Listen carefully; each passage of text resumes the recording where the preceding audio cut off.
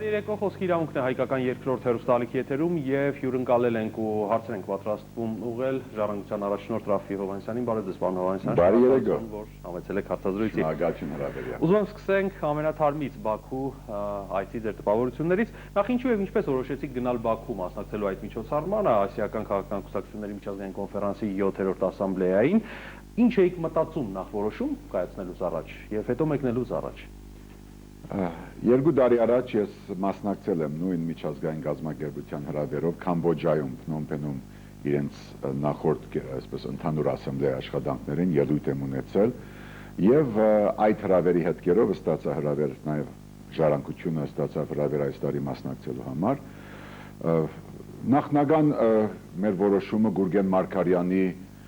սպանությունից եւ այդ դմարդի վախկոտ Սաֆարովի ազատարձակման եւ բարաբանման որոշումից հետո բացասական էր եւ նույն Գուրգեն Մարգարյանի հիշադակի օրվա նախաշեմին ես նախնական որոշում կայացրեցի չմասնակցել, դիմեցի նաեւ նամակով թե ինչու պետք չէ Արցախի պատերազմից, Ջուղայի քանդումից եւ Գուրգեն Մարգարյանի սպանությունից հետո չմասնակցել։ Քարտուղարությունը գազམ་ագերբության ինձ հետ կապ հաստատեց եւ խնդրեց, որ ես նաեւ դիտարկեմ ելույթով հավասար հնարավորության միջոցով այսպես հանդես գալու ներկայանալու եւ իրենց առաջարկից հետո ես նաեւ վերանայեցի մոդեցումը եւ որոշեցի որ այս ամեն ինչով հանդերձ ավելի ճիշտ է որ Հայաստանը թեկուզ իր մեկ ներկայացչով ներկա լինի եւ ադրբեջանցիների դեմ արդեմ աչքերի մեջ նայելով նաեւ միջազգային ամենադարբեր երկրների 25 երկրների մասնակիցների ներկայությամբ մեր տեսակետը բարձրաձայնի եւ ես այդ որոշումը կայացրի ընտանիքը մի փոքր մտահոգ էր իհարկե որտեղ ամեն օր չէ որ Հայաստանից որևէ մեկը գնա Բաքու ես գնացի Բաքու որպես շարքային հայ մարդ նորմալ հայ մարդ որ գնալու էր մեր հարցը հենց Բաքվում բարձրաձայնելու համար գնացի միայնակ եւ կարողացա իմ կարծիքով 3 օրերի ընթացքում թե լրագրողների հետ հանդիպելիս, թե բուն ելույթի միջոցով, թե անգամ այդ ամփոփիչ նիստի ժամանակ երբ փորձեցին խանգարել ինձ, բարձրաձայնել հայկական տեսակետը, մեր արժանապատվությունը, Արցախի անկախության եւ տարածքային ամբողջականության անհրաժեշտությունը եւ կարծում եմ, որ հայոց պետությունը լինի իշխանություն, թե ընդդիմություն, շարքային քաղաքացի, թե մտավորական պետք է միշտ ներկա լինի, պետք է միշտ ներկա լինի, լավ լինի ոչ թե մի հոգով, 10 հոգով, 100 հոգով, մենք պետականորեն պետք է մեր արտաքին քաղաքականությունը այս զույլ հագազդեցիկ վիճակից անտունտից դուրս բերել եւ ես կարծում եմ վերջին հաշվով ներկայությունը շատ ավելի շահեկան է, քան բացակայությունը։ Համոսայանի ասածով մեզ որևէ մեկը թող բացակա չդնի։ Մինչ դուք փորձում եք ելույթով ձեր անհամաձայնությունը հայտնել հռչակագրի բովանդակությանը, Ասամբլեան ընդունեց հռչակագիրը, որով ճանաչեց Ադրբեջանի տարածքային ամբողջականությունը։ Միթե ձեզ համար պարզ չէր, որ նման ելք է ունենալու այդ փաստաթուղթը, այսինքն որ ընդունվելու է։ Իմաստը որն էր, որ իմանալով հանդերձ հասնեիք այնտեղ։ Որովհետև իմ ներկայությունը կամ Հայաստանի ներկայությունը շատ բան փոխեց։ Մեկը կարող է ասել իրարանցում, մյուսը սպառնալիք, որոշ անձնական հարվածներ եւ այլն, որ ադրբեջանցիները ուղեցին իմ անձի նկատմամբ, բայց հետեւյալը պիտի ասեմ, նախ չընդունվեց այդ հռչակագիրը, չընդունվեց, բարձրապես ընթերցվեց։ Նախնական օրակարգում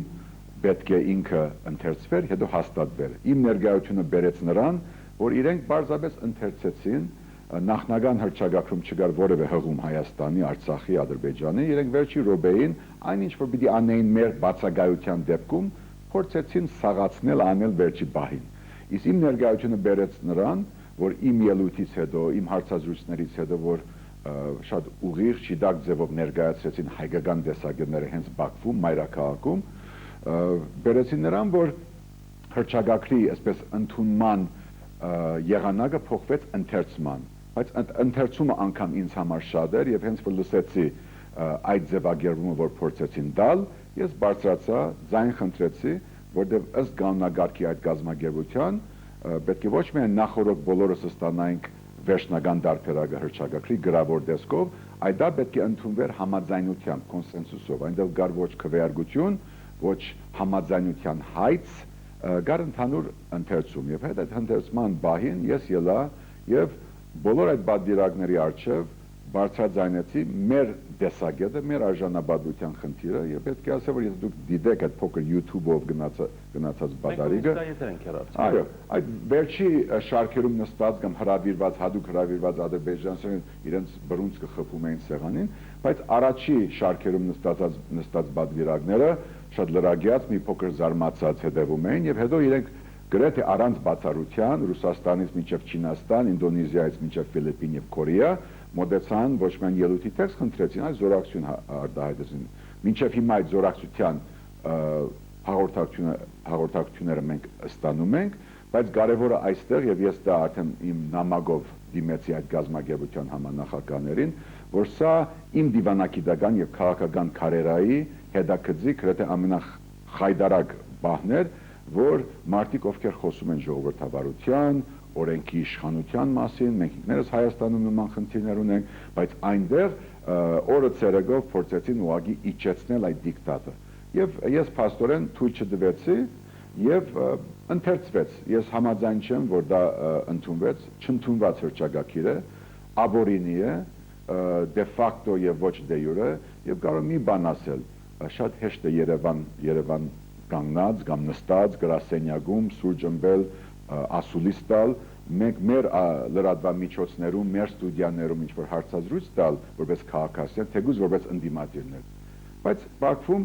պետք է ներկա լինել, Անկարայում ներկա պետք է լինել, եւ ես ցավ եմ հայտնում, որ այդ բادرակների մեծ մասը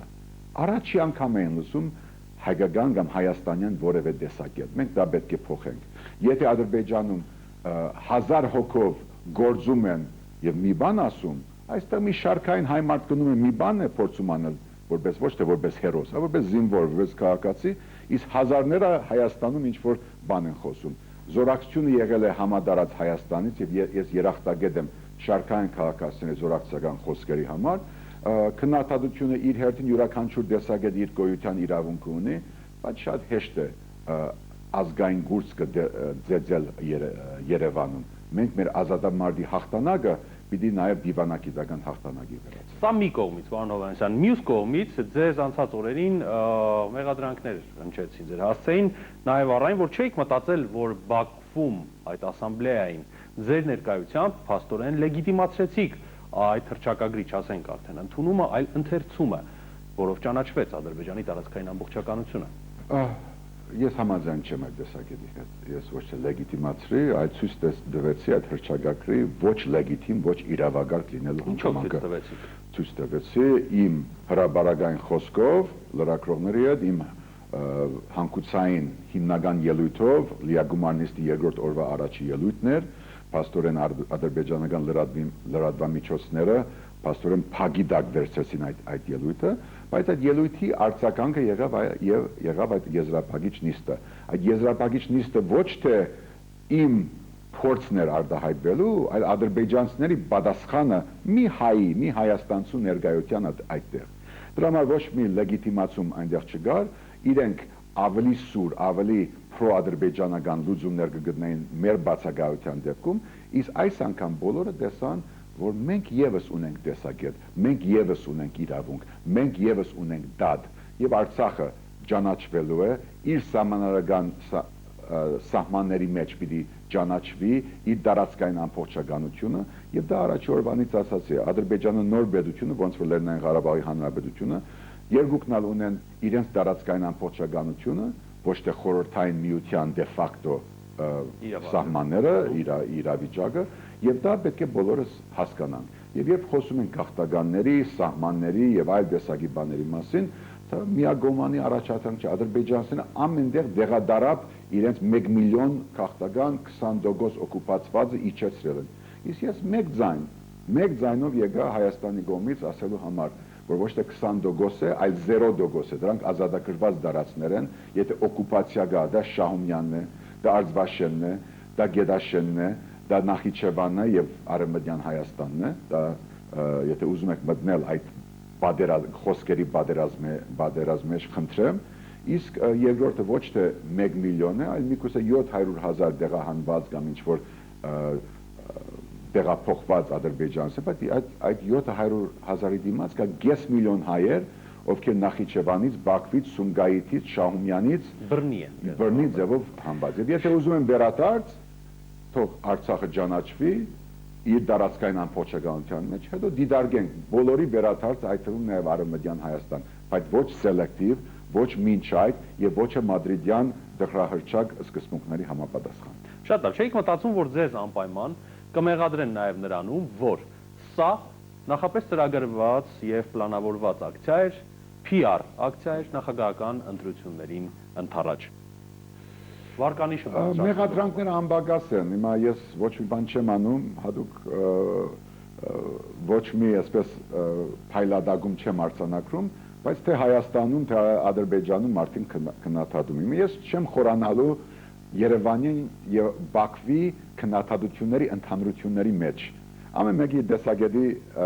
իրավունք ունի, անգամ եթե Բաքվում եւ Երևանում գայքի խմբակներ, գազագերբություններ, վերլուծաբաններ, քաղաքական գործիչներ նույն բանն են ասում, ինչ որ ասում էին իմ հասցեին Բաքվում։ Պատահում է, կյանք է։ Բայց պարզապես պիտի ասեմ, որ դուք լարում եք մի ամբողջ լրատվական դաշտ ձեր դեմ նախագահական ընտրությունների ոչ լրատվական դաշտը ես չեմ,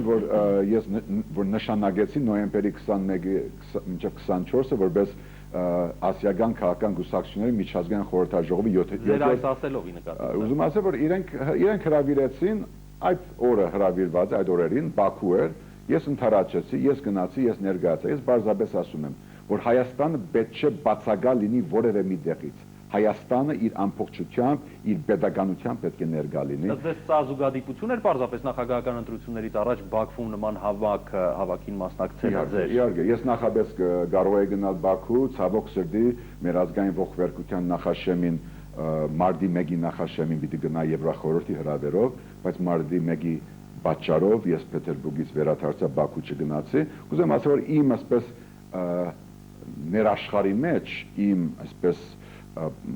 նախապատրաստության մեջ կար Բաքու այցելելը, այդպես զուգադիպեց, որ չեղավ մարտի 1-ի պատճառով, եղավ այս անգամ, եւ ես կարծում որ այստեղ ոչ թե Ռաֆու խնդիրն է,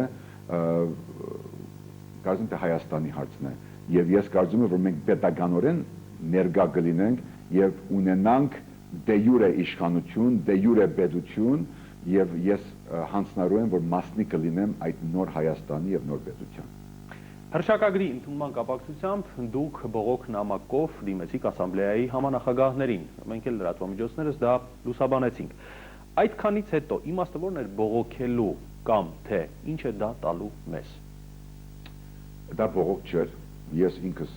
բողոք չեմ ներկայացրել, ես բարձրապես ներկայացրել եմ իրականությունը ինչպես որ կա, առայն որ այդ հռչակագիրը ինքը գեղձիկ է, ինքը գոյություն չունի, որովհետև ինքը չի ընդունվել որևէ եղանակով, ոչ քվեարկությամբ, ոչ էլ կոնսենսուսով համաձայնությամբ։ Դա բարձրապես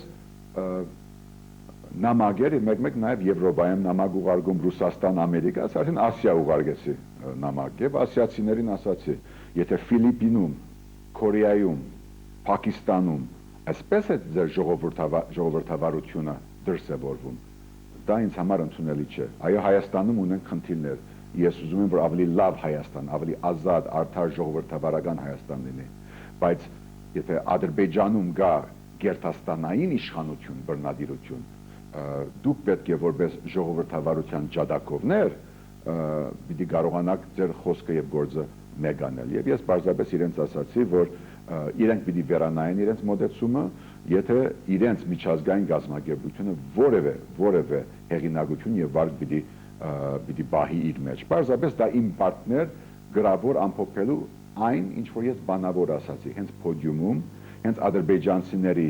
ռազմական, պատերազմական գոչերի դեմ հանդիման, իրենք պատերազմ էին ուզում, հայ ժողովուրդը ուզում է խաղաղություն, բայց եթե իրենք բնդում են պատերազմի իրենց բրունսկի վեցգրդուկը, կարծում եմ, որ մենք պետք է պատրաստվենք բոլոր դեպքերում։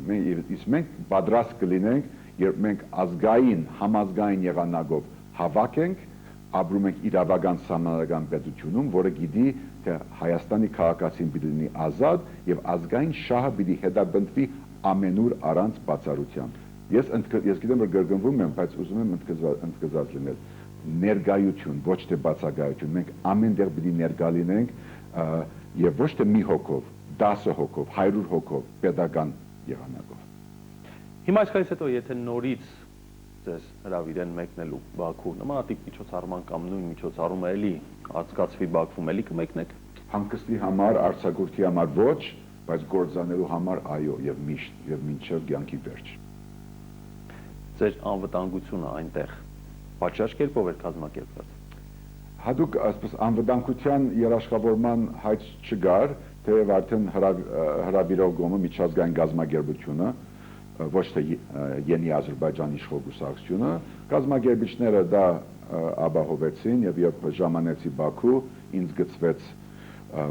մի թիգնաբա, որը մի փոքր ինձ համար անսովոր է, որովհետեւ Հայաստանում, Երևանում ես մերժում եմ այդ ինստիտուտը, ես ազատ եմ քայլում սեփական երկրում, սեփական քաղաքում, մի փոքր դարօրինակ էր, բայց ինքը իր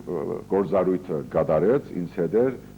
չնայած ես շատ էի ուզում ման գալ, տեսնել քաղաքը, հին քաղաքը, Հայաստանի հայոց եկեղեցին, որ հիմա պատասպարված է, անխաչ է եւ խնդրեցի իհարկե ինչպես դուք գիտեք իմ հանրային ելույթներից որ խնդրեցի հանդիպում թեկուզ մի հայ ընտանիքի հետ որտեղ ադրբեջանցիները հորչորչում են որ 30,000 հայ մնացել է իբր թե Բաքվում ես ասի որ դուք ասում եք ես դրա ապացույցը չեմ տեսել ուզում եմ մի հայի հետ հանդիպել ով հանդգնում է ասել որ ես հայ եմ Ադրբեջանում իհարկե դա տեղի չունեցավ կարող է խառը ամուսնություններ կան բայց հիմնականում հայ համայնք որպես այդպեսին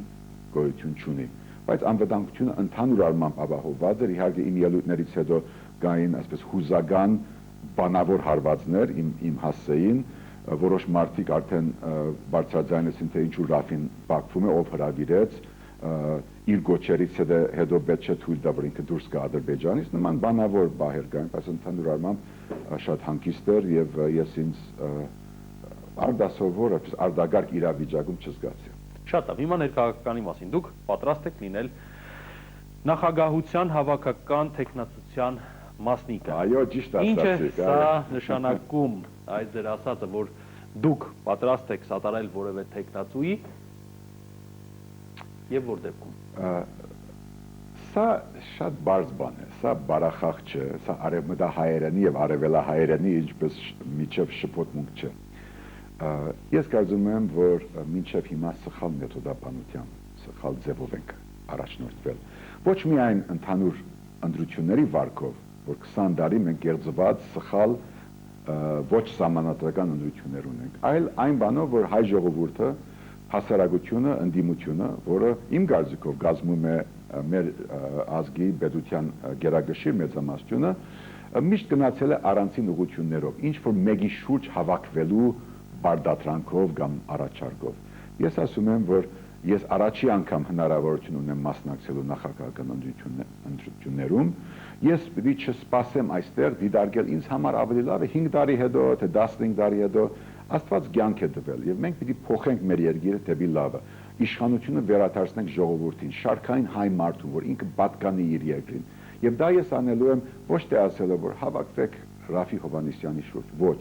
Ես ասում եմ, որ Ռաֆին ժառանգությունը առանցին վերցրած չեն կարող այս գործը իգադարացնել։ Հայ մարդը, քաղաքացին, մտավորականը, քաղաքացիական ակտիվիստը, երդասարտը, բնապահպանը,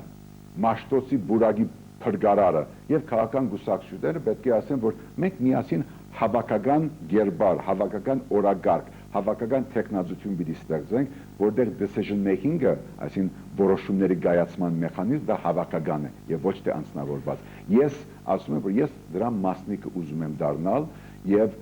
ասում եմ, որ մեր օրագարկի մեջ, որը շատ հստակ է, թե արտաքին, թե ներքին քաղաքական առումներով 5 տարիների ընթացքում մի շրջան պիտի ծառայի։ Մի շրջանից հետո մենք փոխանցելու ենք իշխանությունը նոր իշխանության, որը ազատ արդար ընտրությունների միջոցով պիտի ընտրվի, ունենալու ենք նոր սահմանադրություն,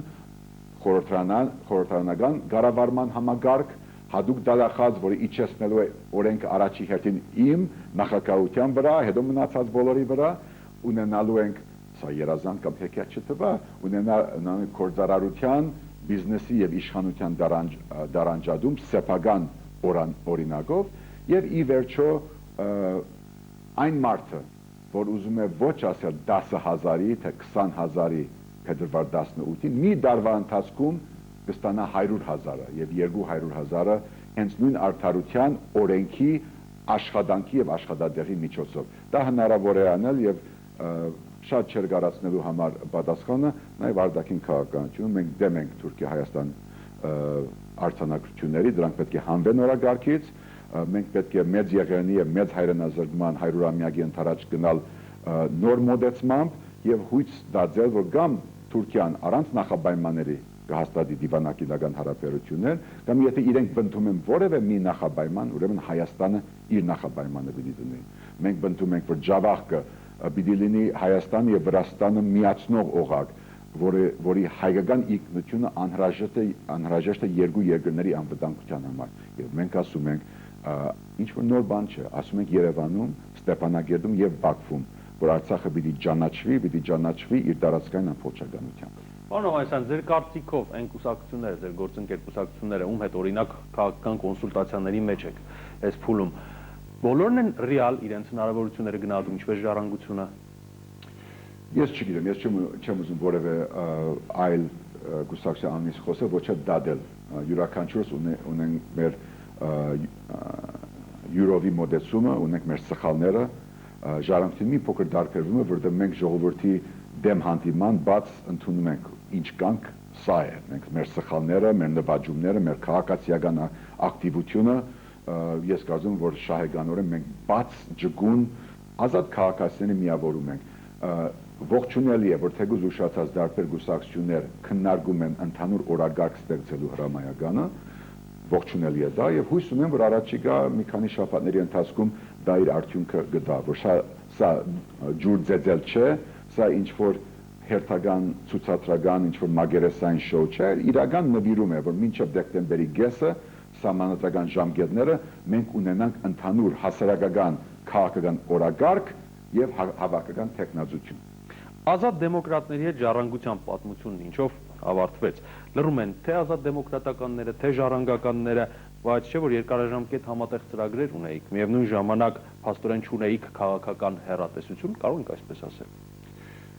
Ես բազմաթիվ անգամներ շարունակել եմ, որ ժառանգության ցուցակով, որ միացան թե ազատ դեմոկրատների ներկայացուցիչները, թե քաղաքացիական հատվածի ներկայացուցիչներ, շատ որոշ քաղաքացիներ, ակտիվիստներ, մարդու իրավունքների պաշտպաններ հրավիրվեցին եւ որոշեցին չմասնակցել, դա իրենց իրավունքն է։ Բայց մենք գնացինք նոր ձևով, ասելու համար, որ գիտեք ինչ, միայն իմ մեջ չէ լուծումը, միայն ժառանգությունը կամ այն գուսակցությունը կամ այդ հատվածը չէ, որ լուծելու է Հայաստանի հարցերը։ Մեզնից դուրս պիտի տեսնենք։ Փորձը ինքը սխալ չէր, վատ փորձառություններ կոնկրետ մի մարդու հետ կապված եւ ես դրա հետ կապված արդեն հայտարարել եմ իմ վերջին խոսքը, որ սրանից հետո դա այդ հարկելի բարոնի եւ Աստծո միջև հարաբերություններ, բայց ազատ դեմոկրատների հետ գնալը սխալ չէր, շատ շնորհալի երդասարտներ, տեխնազուներ,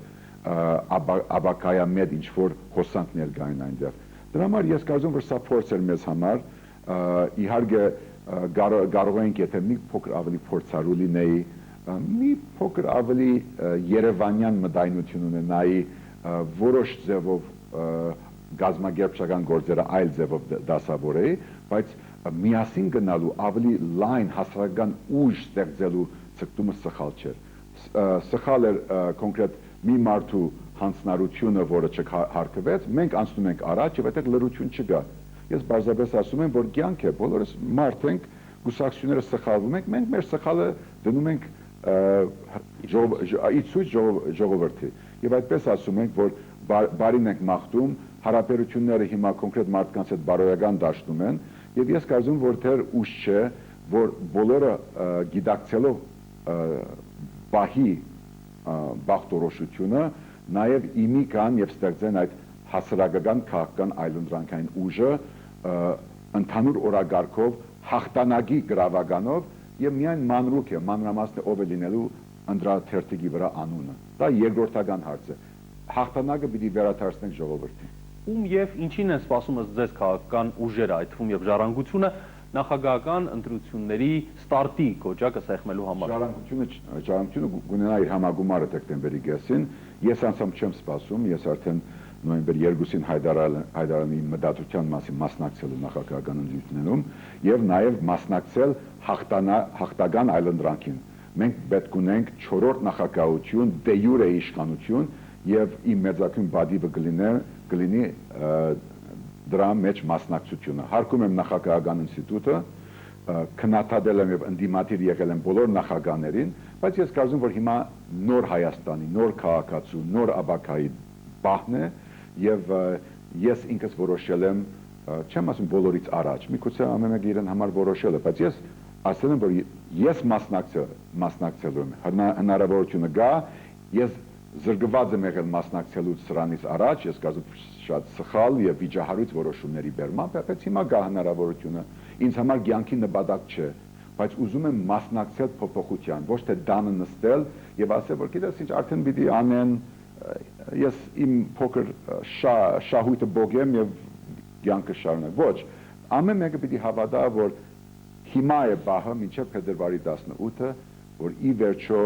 մեր խոսքը, մեր բողոքը, մեր դրդունջքը, այս մեծ սխալի մեջ ապրելու գիտակցությունը վերածենք գործի։ Հայ ժողովուրդը ուզում է խոսքը եւ գործանի, ուրեմն կանենք։ Իսկ եթե չէ, ես նորից պիտի մասնակցեմ, որովհետեւ ուրիշ մեկին փոխարեն չի որոշելու, ինձ համար ամեն ինչ հստակ է։ Հստակ է իմ մասնակցությունը, հստակ է որ մենակ չեմ կարողանալու, որ միայն հավաքական ուժով կկարողանանք փոխել Հայաստանը, եւ հստակ է նաեւ արտաքին եւ ներքին մեր ծրագրային առաջարկը մեր ժողովրդին, որ 5 տարի անց ունենալու ենք լրիվ ուրիշ Հայաստան, նոր սահմանադրությամբ, նոր խորհրդարանով եւ վերջապես այն իրականությամբ, որտեղ քաղաքացին եւ ոչ թե որևէ մեկը թագավոր է մեր երկրում։ Շնորհակալություն ձեզ հարցազրույցի համար։ Հայկական երկրորդ հեռուստալիքի եթերում խոսքի իրավունքներ, իսկ խոսքի իրավունք ուներ Ժառանգություն կուսակցության առաջնորդ Ռաֆի Հովհաննիսյանը, այսքանը կհանդիպենք, ցտեսություն։